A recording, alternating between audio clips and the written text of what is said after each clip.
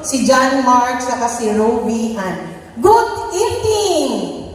Happy Fiesta po sa mga gaboso yan sa Barangay San Jose po. Happy Fiesta!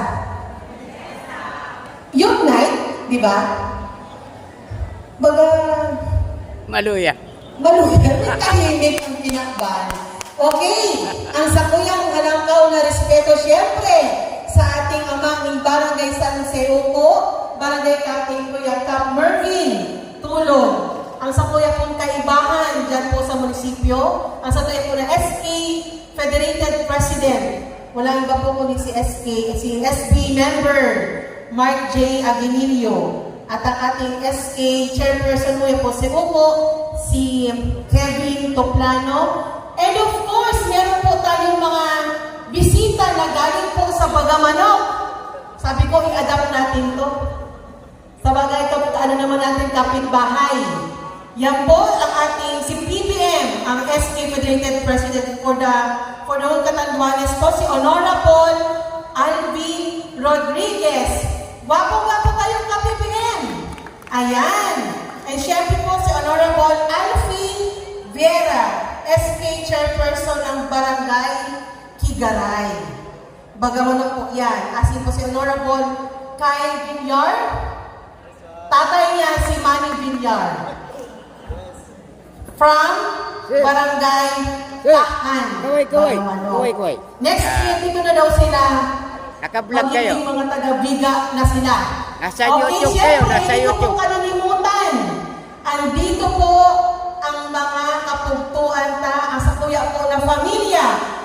Ang sakuya po na pugto na panganay si Ate Yasmin, uyaman po si Ate Julian, uyaman po si Dr. Romini, o yung may mga problema sa puso. Daragan sana po kita kay Dr. Romini Savira. Siyempre po, ang sakuyang mga pamangkin, uya po si Anya.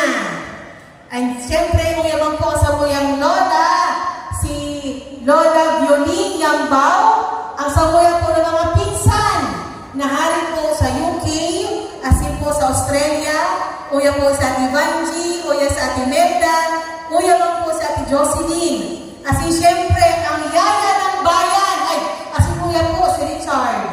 Ang yaya ng bayan, si Manaytit. Ay, si Manaytit.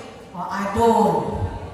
O, si Chad Girlie Adon. Asin ang gabos po na sa tuyang mga pamilya na nagbarik po yan sa San Jose Opo.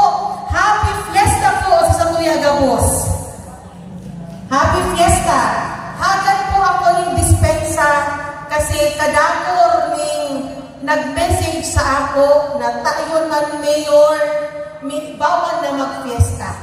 Dahil naman po binawal ang fiesta, ang sabi po ng gobyerno, may kumbaga limitahan ang gastos ng pondo ng gobyerno para kung maglalakman po ang krisis, kami ikasustinar sa constituent lista. Asinaog naman po ako, tamas nga ni minaagi kita ng krisis, kita po yan sa San Jose Opo, nagselebrar para magpasalamat kay St. Joseph the Worker na nakalagpas naman po kita ni sa tuyang pagtiros, asin ka pasalamat man po kita dahil sa mga grasya na nare-receive kita sa bilog na taon. Iyon po, lalo na po sa mga parauman, parasila, asin dyan po nahalit sa Manila, asin sa ibang bansa. Maraming salamat. Dahil po ka muna kalimot sa kapiestahan po ng Barangay San Jose Opo, asin bisitahon ang satuyang mga pamilya.